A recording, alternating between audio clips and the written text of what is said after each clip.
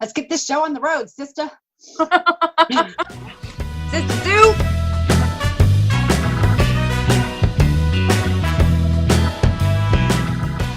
Welcome to Untamed Thoughts. Hey, Jacqueline. Hey, Brandy.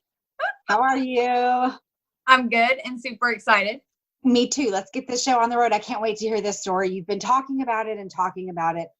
And all I know is it's some sort of culty thing.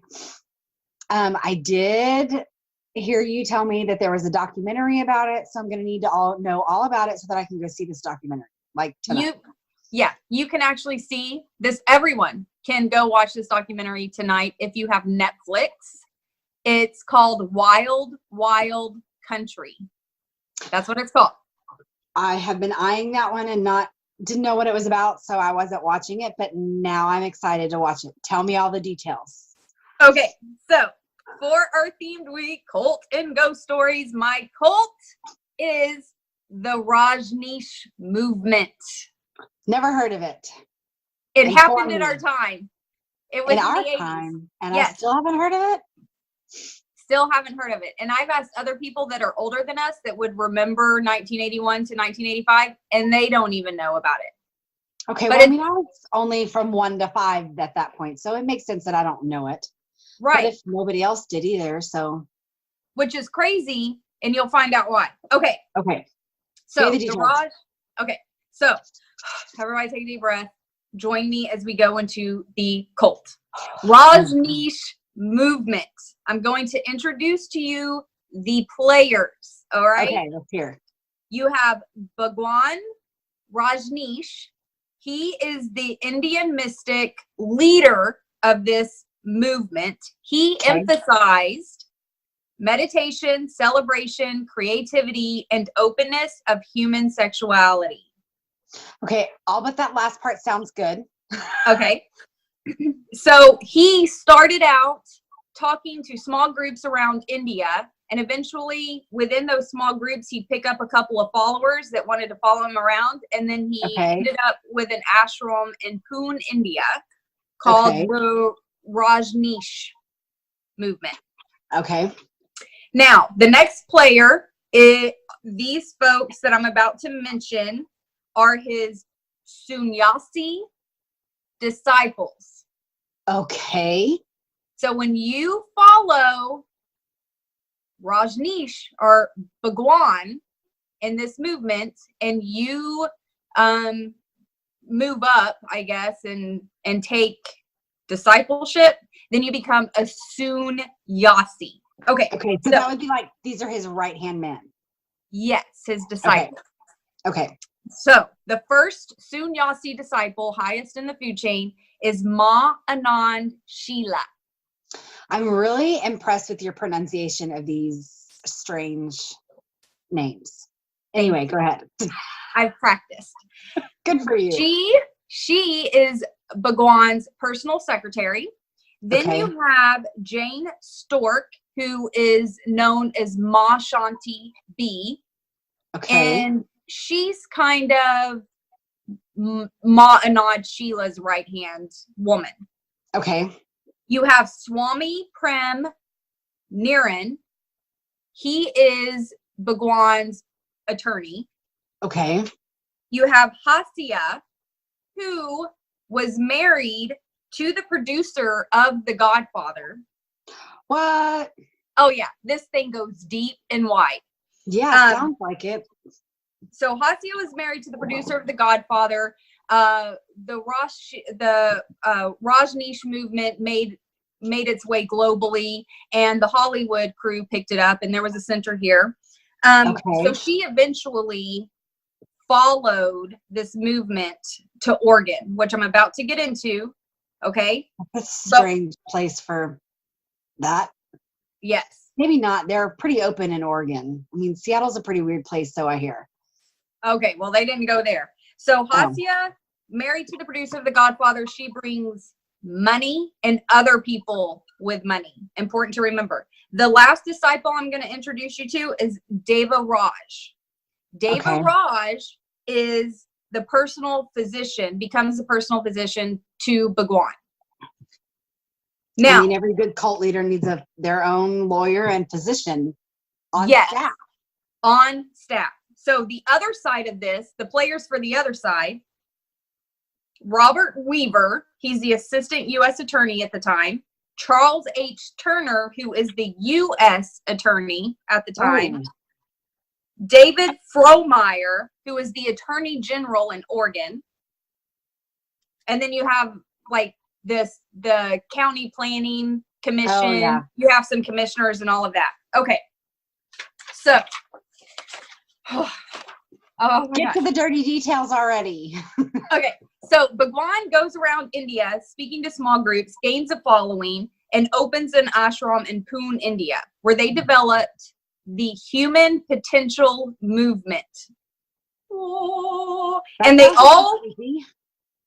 all dress in orange, red, or maroon clothing only.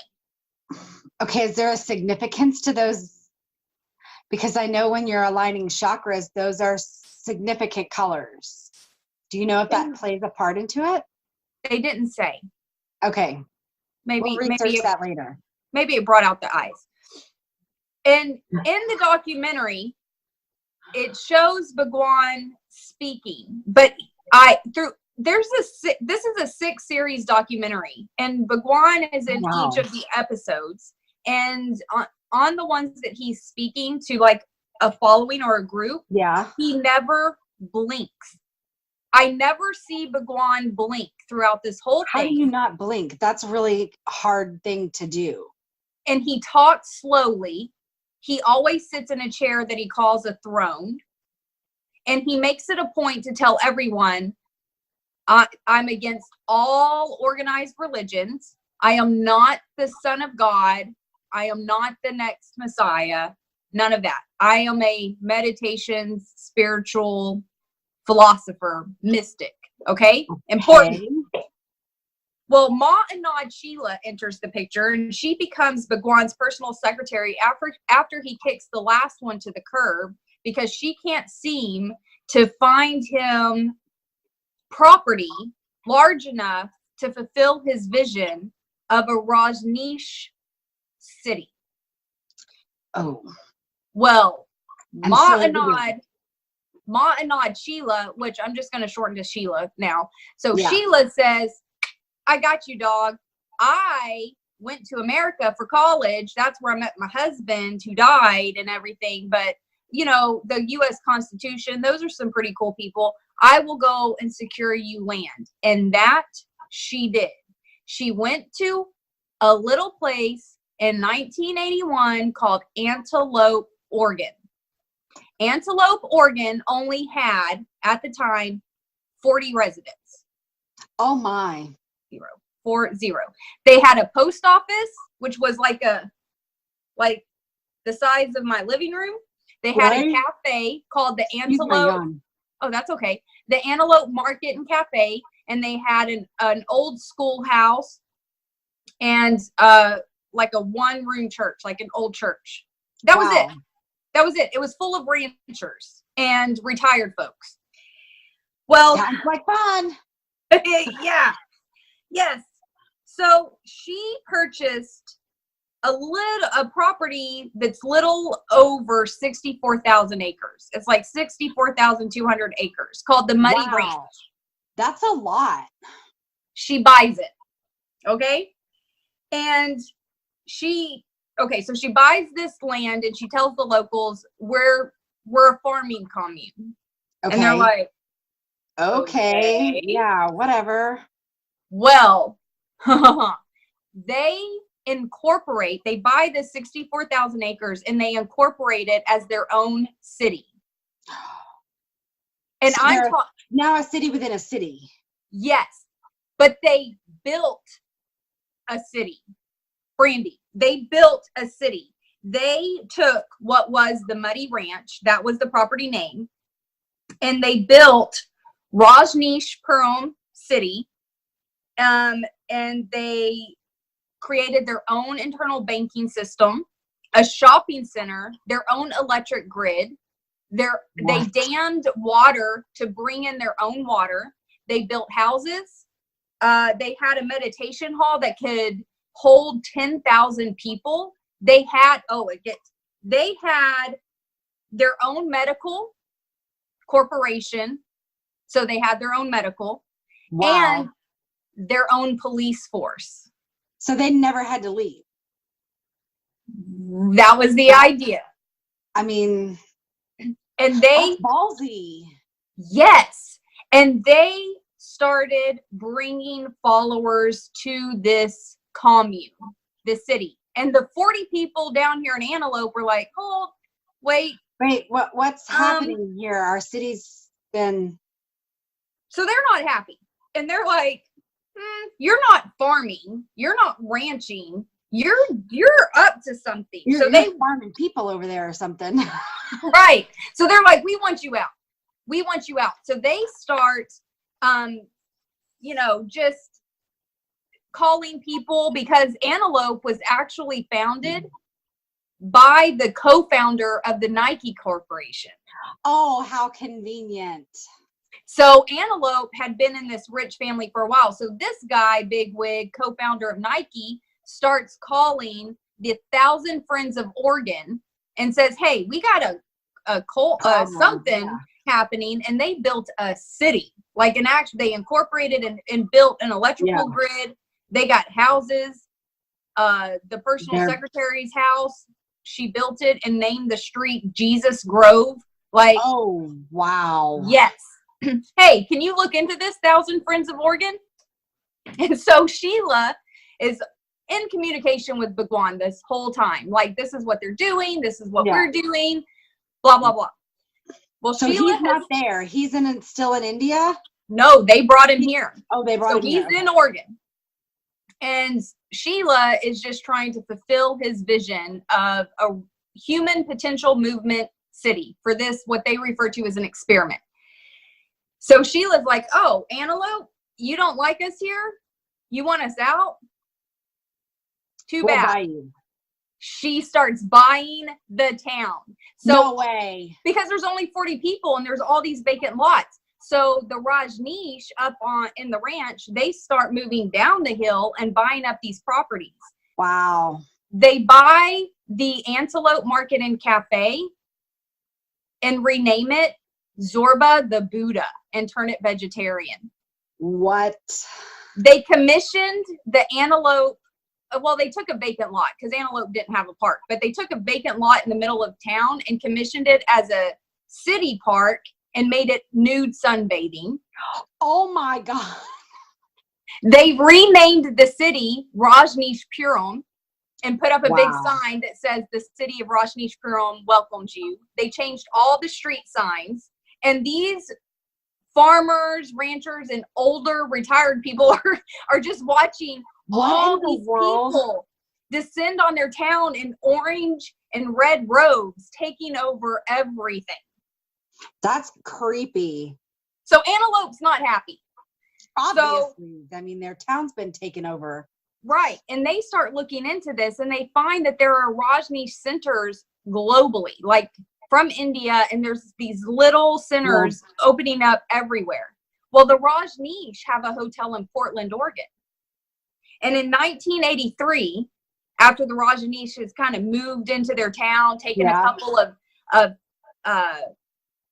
city council seats, in 1983, someone, they don't know who, bombs the Rajneesh Hotel in Portland, and shit hits the fan. Sheila is livid, right?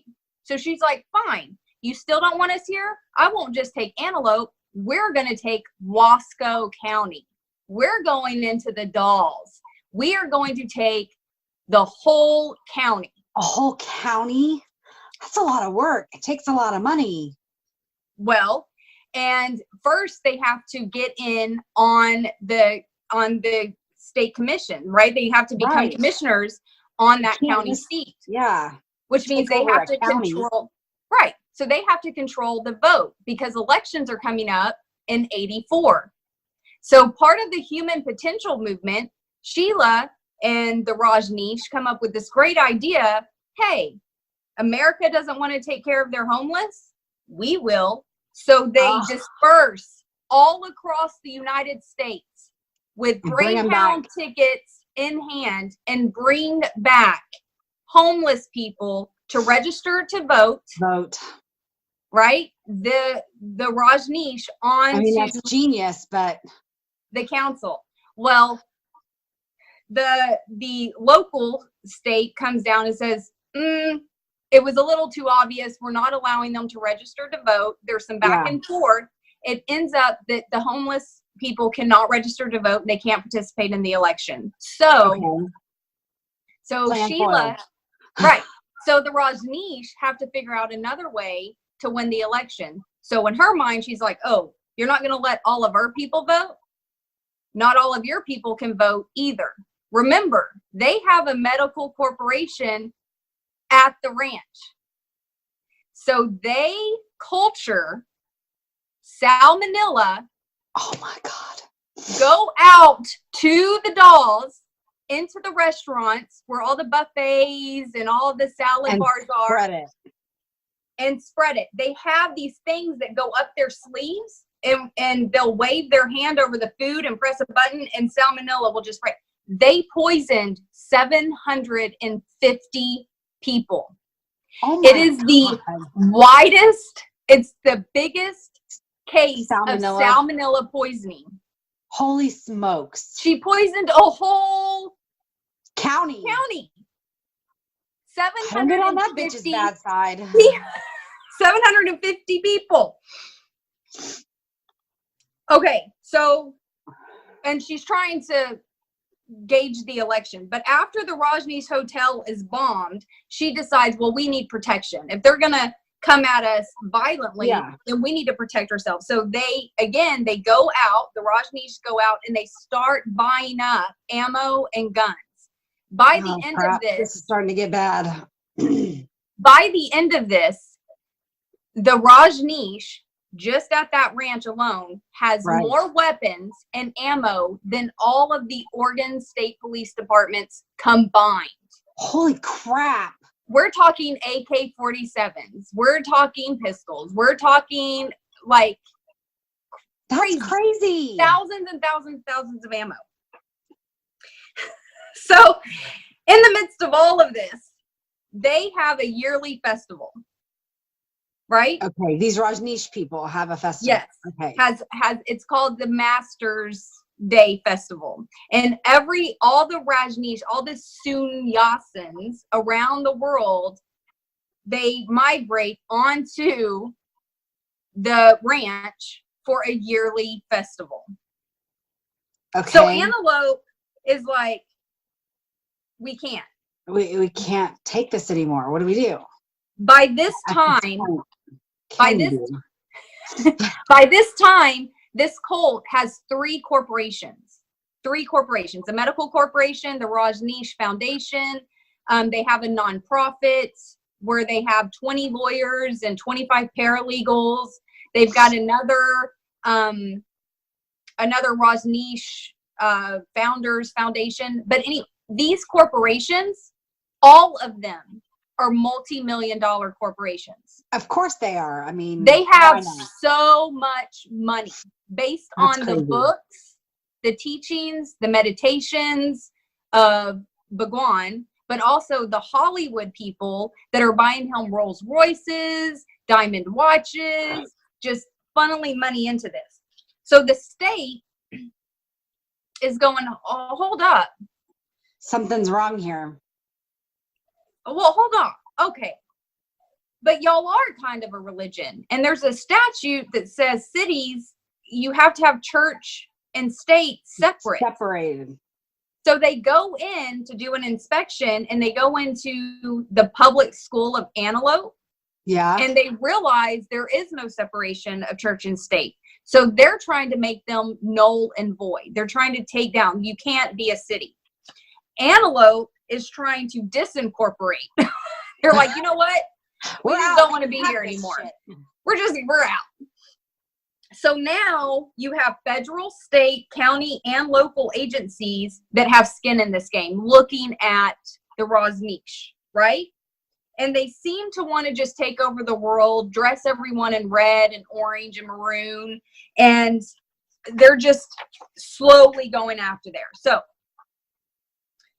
Sheila wants Wasco County. They send out members to bring the homeless people back. They can't vote. She doesn't want Wasco to vote, so she poisons the dolls, Wasco County. And now, at this time, Hasia from Hollywood enters the picture. Now, she's migrated from Hollywood and decided to come up to the ranch. She wants to be at the feet of Bhagwan. So she comes along with other Hollywood money and crowd, and she gains favor with Bhagwan because she's got a lot of money. Yes. And Bhagwan even states during what he calls a discourse, which is a sermon, that we are materialistic spiritualists. So they're all about... Two things don't go together. Well, for Bhagwan and the Rajneesh, it did. For Rajneesh's, it did. Okay. So because they're winning favor with Bhagwan, Sheila hits a whole new level of batshit crazy. Like, she's like, wait, what? I'm the most important one? Yes, I'm the favorite. I'm the right-hand person. I have Bhagwan's ear. All of this. At the same time, Deva Raj enters the picture. Hasia and Deva Raj meet and get married.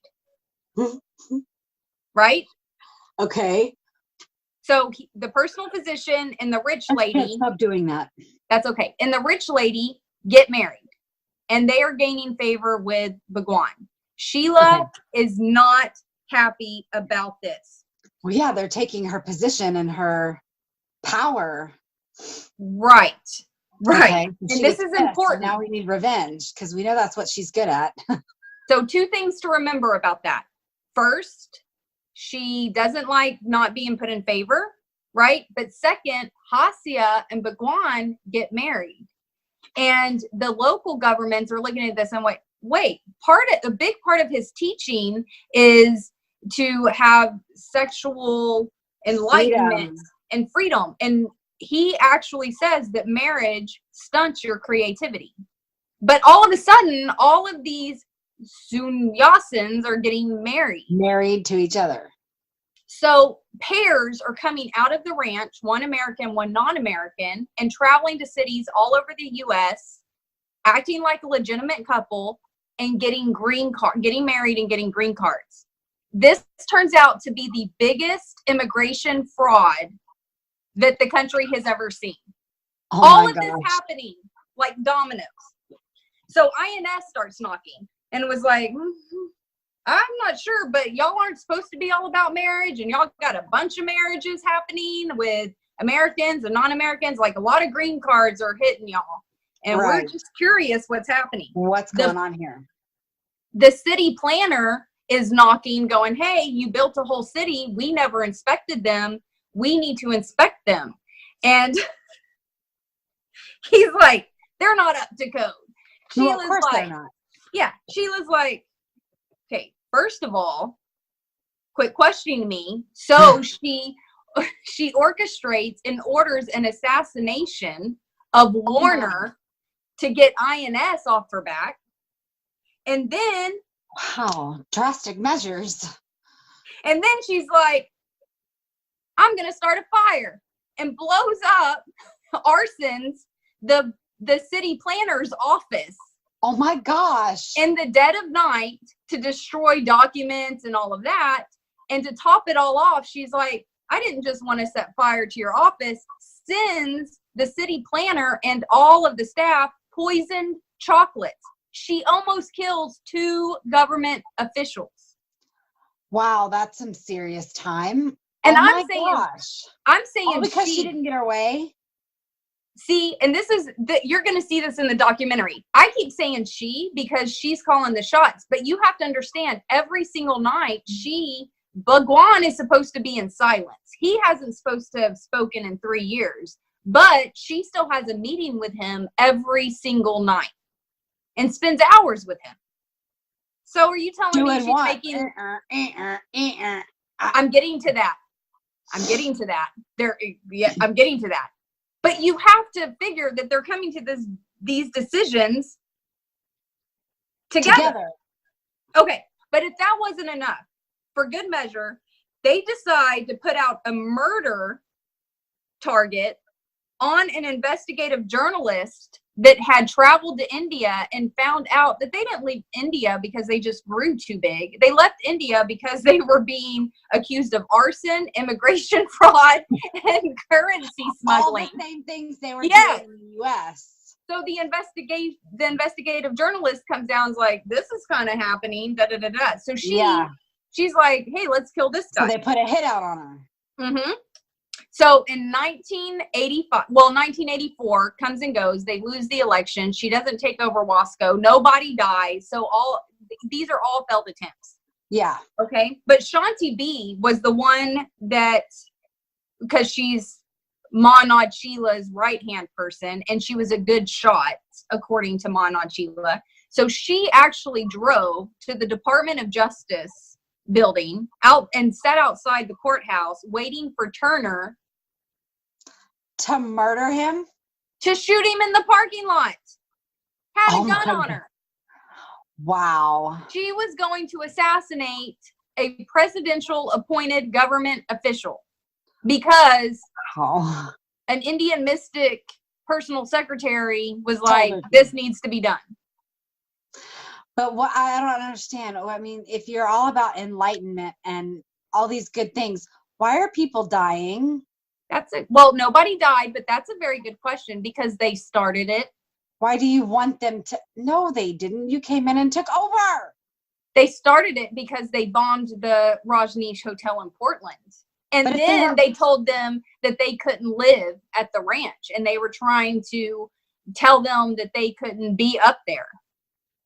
So they were buying all these weapons and having target practice every single day. They were walking around armed with AKs. Good Lord. Yes. Okay. So 1985, no one's dead yet. Deva Raj and Hassia are married and apparently got Bhagwan hooked on some medicinal stuff that was maybe a big deal in Hollywood. They don't say what it was, but he was hooked on some stuff. And okay. My imagination can fill that void. Yeah. And they got him to the point that he was wanting to orchestrate his death. Well, Sheila finds out because she has the whole ranch fucking bugged and videotaped. And at the end of this, when they came in and like tore everything apart, they said it was the biggest wiretapping and surveillance operation they've ever seen in any nation. This is the 80s. And she has gotten, there were so much surveillance, it would have taken several people. How did she learn how to do that in the 80s? Like, what was this woman before she became this secretary person? She met Bhagwan when she was 16 years old, and her father took her to meet Bhagwan thinking he was going to be the next Buddhist. She said she laid eyes on him, and his arms were opened wide, and she hugged him, and it was at that moment she would have happily accepted death because she was fulfilled, and just followed him from that day on. She was in like her 20s during this. She never held a job. She went to college here in the US and came back, but she followed Bhagwan Rajneesh. That's really weird. Since she was 16. Okay. That's really so because weird. because of the wiretapping and everything, she finds out that Bhagwan wants to die, and the personal physician, Deva Raj, is getting the medicine to help him do that. So what's her solution? Kill the physician. So she again goes to Shanti B and says, hey, we got to kill the physician to save Bhagwan's life. Shanti B injects the physician during the yearly festival celebration activities in the ass with a syringe full of poison. Holy crap. Yes. Like, here, just, there you go. But here's the dumb. He doesn't. He doesn't die. They're not very good assassins. Obviously. This is like try number 3. Yes. And at this point, all the homeless people they'd taken in had started becoming a little ruckus, and they had too many people at the ranch. And so when they stopped being able to control them with the tranquilizers they were putting in their nightly beer. Oh my God.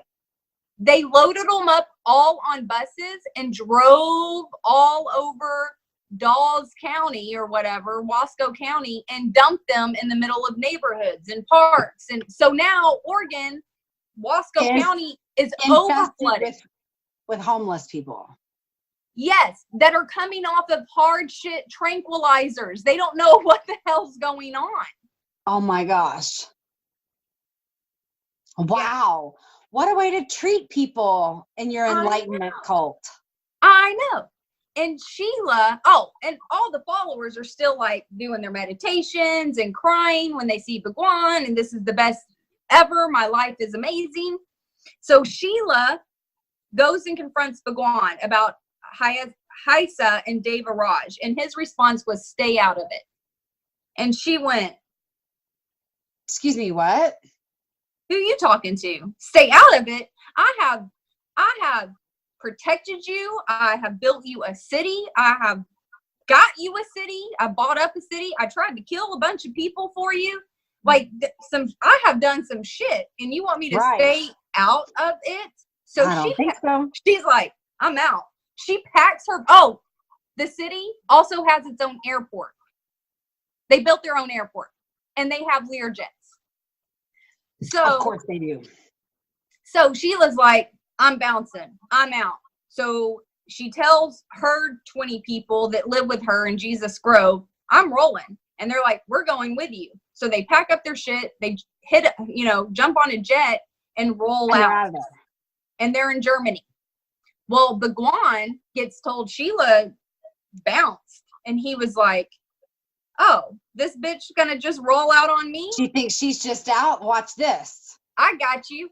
Calls a press conference, breaks his supposed silence, 4.5 years of silence, holds a press conference, and I have to read this. Holds a press conference and throws her under a fleet of buses. Backs those bitches up and runs over her again. He's going, she tried to murder 3 people. She blew up a local planning government office. She tried to kill my physician, etc., etc., etc. They go and find Sheila. Right under that bus. Yeah. I mean, just bam, this, all her, had no idea what was going on. Oh, really? Because in 48 hours, you knew about all this to hold a press conference. They tracked Sheila and her crew down in Germany and do an interview with her. And she says, Bhagwan, it's time people know who you are. You're a genius man with great spiritual insight or something. But on the other hand, you exploit people. And he watches the interview. And again, he doesn't blink. And he's just got these like big, black, weird eyes. Just. That's creepy all in and of itself. And you know what he says? So she speaks and he goes, she's drugged. She's on hard drugs. Okay. And then he goes on, she was in love with me. And it is certain I never made love to her. And that is what she wanted. But I make it a point never to sleep with secretaries. Doesn't even break a smile at his own joke. And then says, she's a jealous bitch. Wow. So basically he was like, the bitch that did my bidding, she mad because I didn't sleep with her. Yeah. And that's why she bounced. Throw her under the bus because she left me hanging. Well, not only did she bounce with 20 disciples, but she also stole $55 million. Okay, well, I mean, there's that. I think I'd be a little pissed about $55 million. But because Bhagwan did a press conference and outlined all of her crimes, the FBI was like, huh? What? I'm sorry. I'm sorry, what? What? What happened? The SWAT team's like, huh? Wait, we heard that. I wonder where she's at. Let's go get her. The Oregon National Guard is like, oh, maybe we need to look over this burn right here, see what's happening on the other side. So yeah. All the government agencies finally get all of these warrants and indictments, and they just descend on the ranch. And they are there to arrest Bhagwan and several other top level Soonians. And then they also have warrants and indictment papers for Sheila and Shanti B. Well, Bhagwan knows about this because his personal attorney, right, Swami Peer Niern, whatever, is trying to do a voluntary surrender. And they're like, no, we're not going to let him voluntarily surrender. We don't trust you. Like, right. So Bhagwan and 12 of his disciples hop on a jet, and there's a air chase between our government and Bhagwan, and they finally catch him in Charlotte, North Carolina. Oh my gosh. Instead of just putting him on a flight from Charlotte and just taking him back to Portland and getting the show on the road, they take him on a 3-week tour of all of our U.S. prisons. So they fly him to a prison, stop, make him stay in the prison for 2 days, then put him on a bus, then to an airport, then to another prison for 3 weeks, a 3-week tour of our prison system. That was kind of a waste of money, but I'm sure you But enjoyed not. it. Because by the time he got back, they offered him a deal and he was like, I'll take Fine, it. I don't want to do this anymore. So he pleaded guilty and left and went back to India. Okay. They wait, that's not fair. Can't plead guilty and then just flee the country. You should serve time. That was the agreement. You plead guilty and leave, and we're good. Yeah. Well, they go to Germany and extradite Sheila and Shanti. It's like, come on down, ladies. Let's cue you in. Turn. Well, them two, they had to serve. So Sheila got 4 years in the penitentiary, federal prison, and Shanti B, for her attempted assassination on the physician, got 10 years. Wait, that's backwards. Yeah. Oh, so ask me how it all ended after that. How did it end, Jacqueline? It didn't. Oh my God. Seriously? Yeah. So, okay. Because all these other creepy followers just kept it going, or what? Oh my. Please don't tell me this is still a thing. So the Rajneeshpuram, the city of Rajneeshpuram, was taken back by Antelope. The Rajneesh Ranch was bought out by a Christian group, and it's now a youth camp. But Bhagwan went back to India, started writing some books again. Followers from all over the world that was keeping up with their master, as they called him, followed him to India. He changed his name to Osho. And now it's a global spiritual community of Oshiites. Why can't they stop this shit? It's still a cult. And this dude died in the 90s. Oh my, he's dead and they're still following this weirdo? Yes, but there's a cliffhanger to his death. Oh my gosh. He's not really dead. They made him look dead. Oh no, you can see on the documentary that they burned him. So he's dead. Yeah. But before he died, he brought, those 12 disciples or whatever, Hasya and all them. He brought them in and called them the inner circle. Well, the autopsy report on Bhagwan said he died from an overdose. And the followers were under the impression he died of natural causes. And now the inner circle is running things now. Of course they are. But the Oshiites, which I'm going to start pronouncing as Oshits. I was just getting ready to say that. Are still in operation. Stay away from the Oshits, because oh shit. Free love and everything else. There's still sinners here. Like in the U.S.? Yes. No. Yes. Oh, that's just weird. How is that even legal? How did they make a documentary about this shit and it's still happening? Like, Can are we they still also, trying to kill people? can we, no, but can we Oh, also say Scientology? okay. Well, I mean, true. There's that fine gray line that they're right upon. But Okay, Leah Remini's working on that. I And love I stand beside her because I love her. Well, I do. I love her too. And in spirit of what she's doing, I want to go find some Mo shits and talk to them. They're You better still be wearing careful. maroon. Okay, but can we? Okay, and then we're gonna start talking about ghosts. But people, go watch the documentary. It's amazing. I'm on It's it. a 6-part series. It's called Wild Wild Country on Netflix. And then I want to just, here's my PSA for all of you.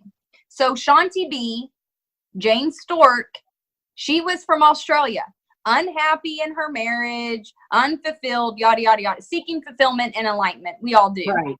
So she goes to the public health department where there's a meditation class, and she goes into a room. There's pictures of Bhagwan. This is in 1968, pictures of Bhagwan. Everybody's wearing orange robes. Red flag, red flag, red flag. They blindfold her. Oh, hell no. And then make her do a 4-part meditation that includes yelling and screaming violently at people. Nope, that's not how you meditate. So here's your red flags. If you are ushered into a room, red flag.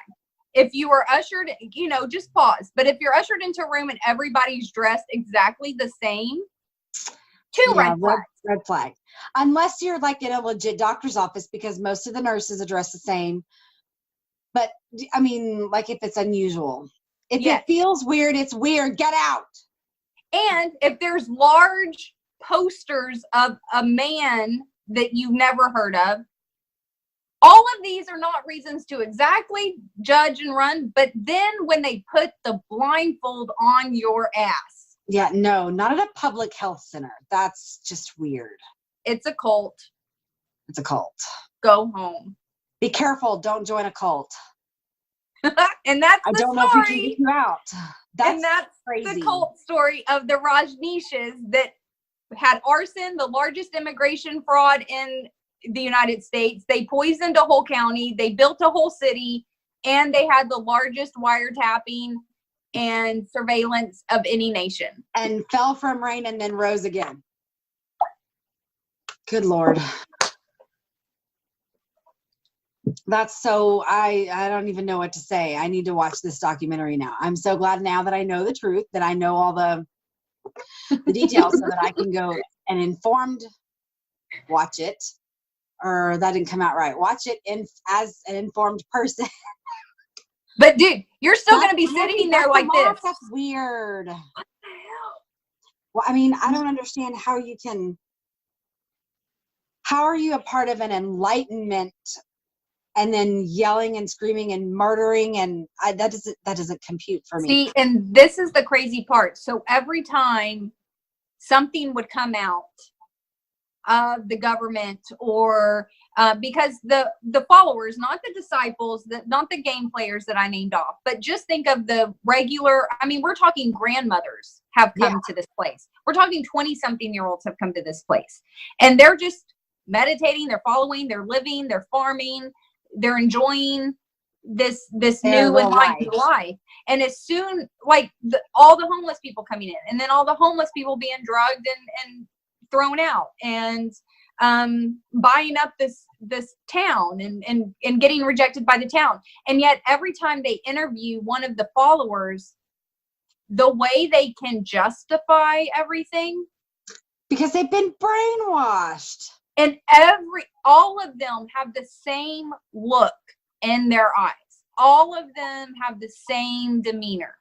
So sad.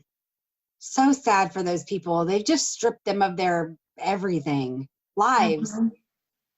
I wonder what the repercussions of those years that these people spent in this cult have been.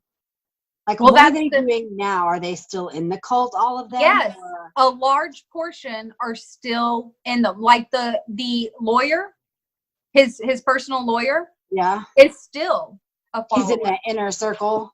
and practices and goes to India and refers to him now as Osho and Osho's teaching throughout the whole documentary.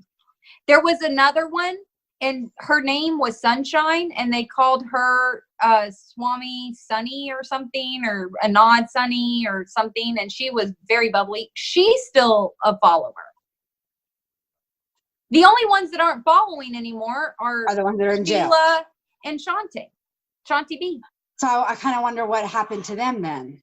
They had to go to jail. Okay, but what happens after 4 years and 10 years? Then Oh. what do you do? How do you move on with life after that? So After you've been in a Sheila, federal prison for being in a cult and trying to kill people. so Sheila is actually doing very well, I think, in Switzerland, and she has a huge house, and she now spends her days with dementias and older people that are struggling, and she Okay. provides a home and a healthcare facility for them. So in her way, a commune. Complete, I mean, similar but opposite thing. So you have to stop and think, because they paint her all the way up until you learn about that. They paint her as the whole mastermind behind everything. And now she's working with people who are losing their minds and memories and keeping them in a home. And dying, actively dying. And not just any home, her home. Oh, wow. She's continuing the There commune. went all her patients. Yeah. And then if my mom or dad were in that home, sure as hell wouldn't be as soon as I saw that. Holy crap. Right. And then Shanti B is in an undisclosed location. Well, they won't say where she is. They don't want her to die. I don't think so. Wow. That's That's the story of the Rosnish Human Potential Movement. It failed miserably, the experiment, by the way. Yeah, it failed miserably. How much time do we have? Enough. Oh. Okay, go. Okay, so mine's not nearly as much fun as that. That was Tell me some ghost stories. Crazy. So, I mean, I've been in the same house. Well, I say the same house. I moved out, moved back in, but the house I'm in right now is actually the house I grew up in. We moved in this house in 1988. I was 8 years old. I just gave my age away. You've said your age before. Oh, yeah. Several Not times. that I care. I'm proud of my age. So what does it matter? Anyway, so we moved into this house when I was 8. When I was 17, I moved out, moved back in for 2 weeks, and then moved right back out when I was 19. And then I was gone for 11 years and moved right back in. So when we bought this house, it was in foreclosure. And my parents bought it from, I guess, the bank. And it was in serious disarray. They cleaned and cleaned and cleaned. But it never felt... there was just always a weird feeling I got from the moment I walked into this house. It was just weird. And it was the very first house that I remember moving into, because the house we were in before was a mobile home that was on my grandmother's property. And we lived on the same property with her, and that was a dream. I loved that. But she was planning to sell, so we had to move. So this is the very first house I ever remember moving into. And I remember the first night that we were in this house, as I was sleeping, well, in the middle of the night when I was sleeping, it had those, because this house was built in the 70s. So it had like floating ceilings, floating foam ceilings. They were awful. You know what I'm talking about? I don't know. I can't picture Sort of it. like what you would see in an office building. Oh, okay. So those were the ceilings that we had. I'm not sure why. Don't ask. And then there were like big shop lights were our bedroom lights, and they had these grates over the top of the lights. So like the light was this shaped. It was kind of rectangular more than square. And it was the four long fluorescent light bulbs with a grate on top of it. And these came with the house? Yes, that was the lighting in the house, in our bedroom. What kind of people were living here? Was it a workshop? No. The man built this house himself. Okay. So it was strange.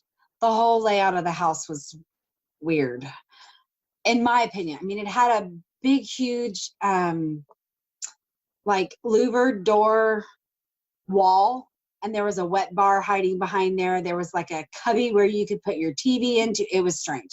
I mean, it was pretty cool when you're a kid and you have all these cubbies to play in or whatever. But looking back, it was weird.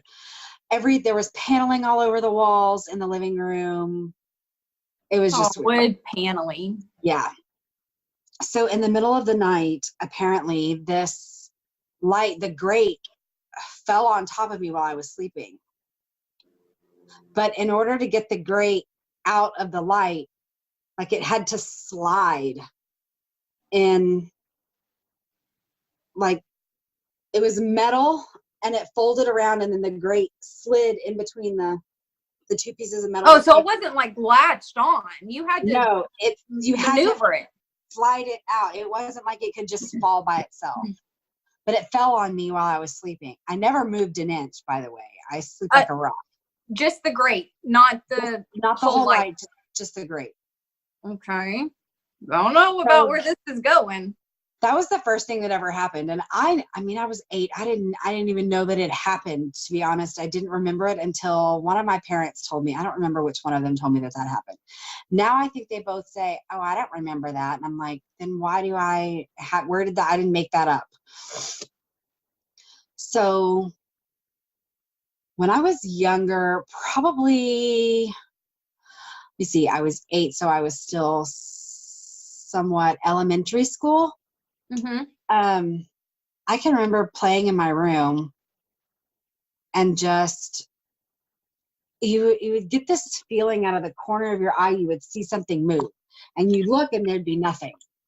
So I wouldn't think anything of it. And then like, my neck is getting tingly. Okay. So then something would you would just hear something fall randomly, but I never could ever find anything. But it was clear that it was obvious something fell. I never could find anything. It was just strange little things. When I was younger, I hardly noticed them. But my dad always thought that it was the guy that built the house, because he died, and I guess that's why the house went into foreclosure. And so cut to 94. This is when I started to really realize things kind of happened in here a lot. After the flood of 94, we rebuilt the house, but we changed a lot of the layout, sort of. And I mean, we had to rip all of that stuff out. We moved walls. We did all kinds of things.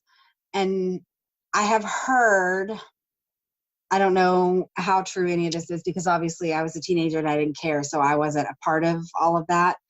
But I have been told that my dad, asked permission and told him, we're changing the layout. I hope you like everything that we're doing. We're trying to make things better and more modern. And so, whatever. So your dad truly believed that there was a ghost in this house? Yeah. Okay. Never said anything to me. Not once about, like, we never had a conversation about, hey, there's a ghost in this house. I never mentioned it. He never mentioned it until I got much older. So after we rebuilt the house, lights would turn on and off, but only when my mom wasn't around. So I don't know that she even knows any of this happened, because I never said anything about it, because for one, I probably thought I was losing my mind, or that it was that's just what happens, or the lights were blinking or whatever. So things like that happened all the time, and things still kind of fell or would move around. Like I would have my makeup in a certain place, and then it would just be in a different configuration when I came back to it the next day, or woke up the next morning or whatever. moved out, moved in with John. We lived together, whatever. We come back here in 2012. Mm-hmm. Well, the doors to the closet. Do you remember how the closet doors work? They're double doors, double French doors, and you open them and the lights automatically come on. And when you close them, Yeah. You remember that? Yeah. Okay, so we have cats, and for a while we were convinced that there was definitely a ghost in this house because the closet doors and the spare bedrooms would open in the middle of the night. But then we realized that was the cats. Okay. But then in our office area where we have all our computers they stay on 24 hours a day, but they have screensavers. Mine is pictures that just roll. The only way to get the computer to come back on is to touch the keyboard or move the mouse, right? Mine goes on and off about 5 times a night. It's really weird. It's really strange. One night we were actually, John and I, sitting on the back porch drinking. We probably had 3 drinks. I could see both of the cats laying on the couch, and I walked in the kitchen to, I guess, make another drink or do something. And one of my kitchen drawers was just completely pulled all the way out. Completely all the way out. And you didn't do it. I didn't do it. John didn't do it. We were both sitting outside, and both cats were right there on the couch. Well, a cat couldn't open a drawer. No. But then after we flooded after Harvey, it was quiet for a long time. And we actually wrote scriptures. There's at least 2 in every single room on the studs in the house. I wrote some on the floor. They're everywhere. I walked around talking to whomever or whatever is here. I said, I had conversations, let's just say. So it was very quiet, and it's been the atmosphere. Actually, it's very strange, not strange, but it's much more peaceful. I've noticed since then, and the activity just stopped almost completely until a couple of weeks ago. What happened? And it was and it's always just the smallest little thing, like, I'm still here. Other than my computer constantly switching on and off, that never stopped. But it did not do it when we were at my dad's house. So that's why I know it's this house. It's something in this house that does that. So John you and I were video chatting. It was on our first podcast night, I think. And John was making fajitas for dinner while we were chatting. And in between, when we were testing, I went in the kitchen to get me something to drink. And he said, hey, how do you normally cut the fat or trim the fat on these? So I picked up the fork and a knife, and I showed him how to do it. And I laid the fork and the knife down. And I said, gotta go. She's calling me. Love you. Good luck. And walked back to my office in the back. And he continued to do what he did. He said he set the fork and the knife down next to each other, picked up his tray, went outside, put the fajitas on the pit, came back inside to set the tray down, and the tines of the fork were facing up. The knife was set perfectly with the blade down right in between the tines, resting on top of the fork.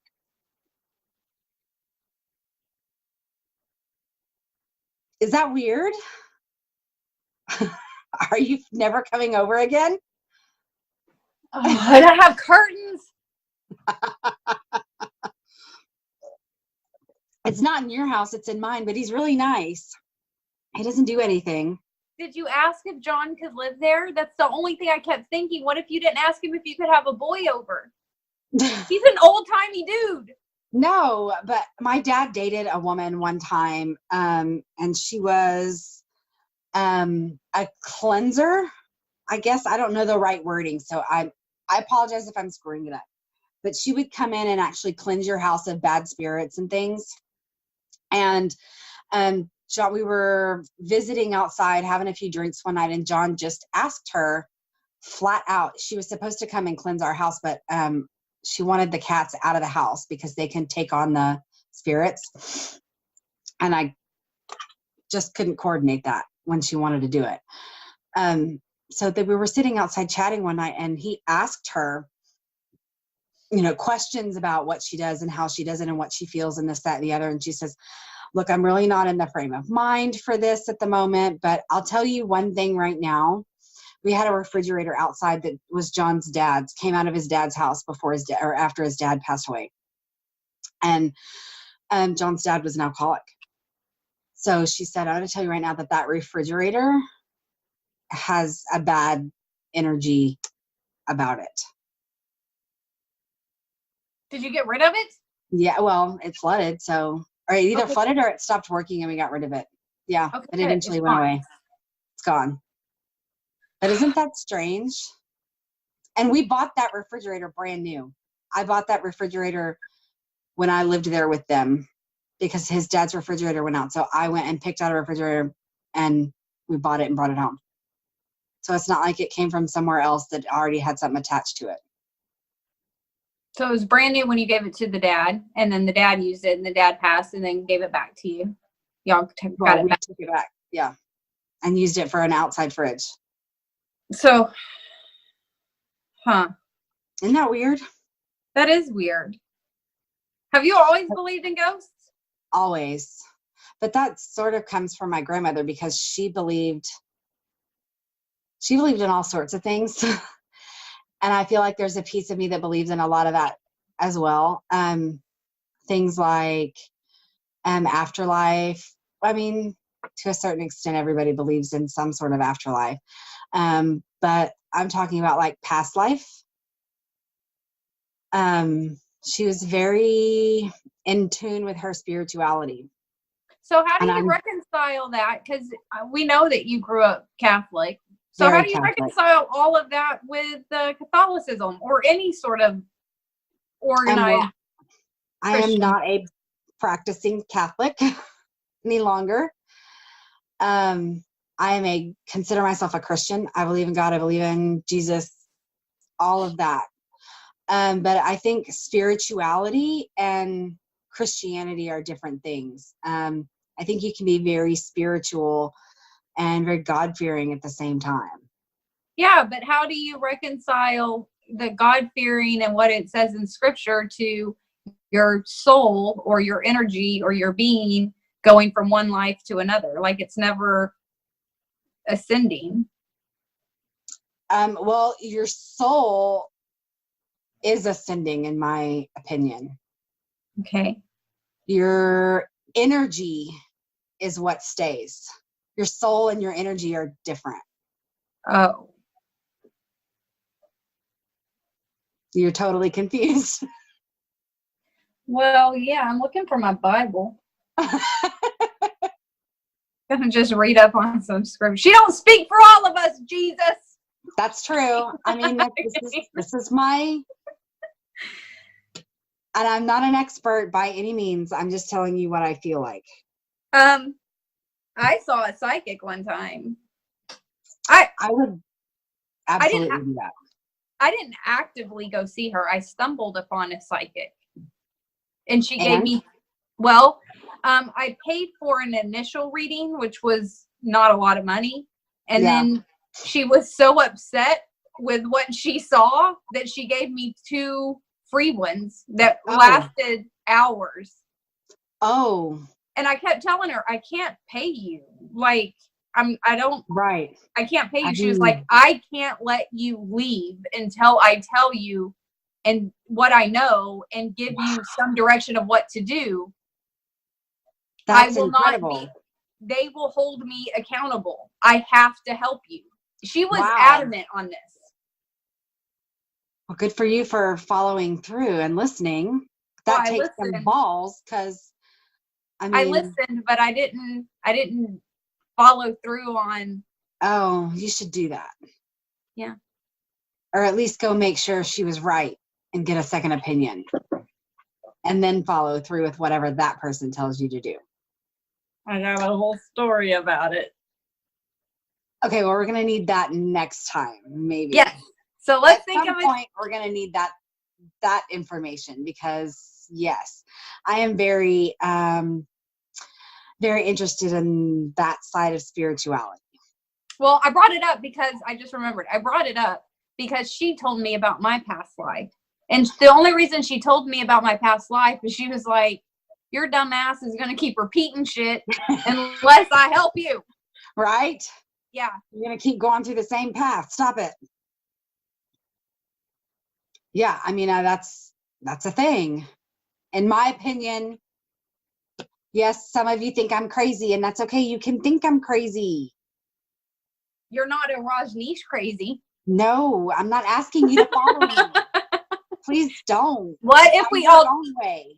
What if we all chose to follow you, Brandy? What color would you make us wear? Yellow. It washes me out. I can't. I'm not getting on board with that. Start my own cult. We're gonna. Maybe I'm gonna make you wear white. Oh, all lies.